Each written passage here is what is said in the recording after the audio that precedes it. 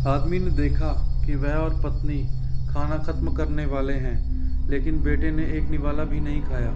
तभी उसे याद आया कि कल उसने अपने बेटे से चूहे मारने की दवा लाने को कहा था।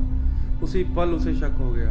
उसने तुरंत बेटे को पकड़कर पूछा, लेकिन जब बेटे ने कहा कि वही दवा मिलाकर लाया है, तो आदमी पूरी तरह से टूट गया। उसने जल्दी से पत्नी को फ़ोन मिलाने को कहा, मगर जैसे ही पत्नी ने फ़ोन उठाया तो पाया कि बेटे ने पहले ही टेलीफोन की लाइन काट दी थी।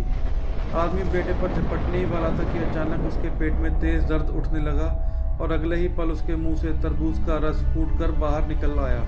हे भगवान! जैसे ही पत्नी सोच रही थी कि अब क्या किया जाए, अगले ही पल आदमी जमीन पर गिर पड़ा और उठ ही नहीं पाया। पत्नी कुछ बिना सोचे समझे गुस्से में फल काटने वाला चाकू उठाकर बेटे के पीछे दौड़ी। खतरा महसूस होते ही समीर जान बचाने के लिए भागने लगा। वह दौड़ते हुए सीढ़ियां चढ़ने लगा, लेकिन वह अपनी मां का मुकाबला नहीं कर पाया और जल्दी ही वह पकड़ा गया।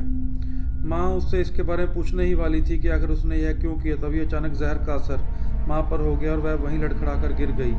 यह मौका देखकर समीर ने तुरंत उसे जोर का धक्का दिया और उसी धक्के में चाकू उसकी मां के सीने में घुस गया। मां जमीन पर तड़पती रह गई। असल में समीर की यह सारी करतूत उसकी अपनी बहन को छुड़ाने के लिए थी, जिसे मां ने ताले में बंद कर रखा था।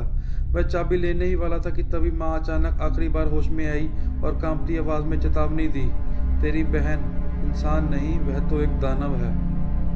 बिना कुछ सोचे समझे उसने तुरंत ही भागते हुए जाकर अपनी बहन को आज़ाद कर दिया, लेकिन जैसे ही बहन की डरावनी आवाज़ सुनाई दी, समीर तुरंत पछता गया। वह भाग भी नहीं पाया। बहन ने उसे एक झटके में पकड़कर कैद कर लिया।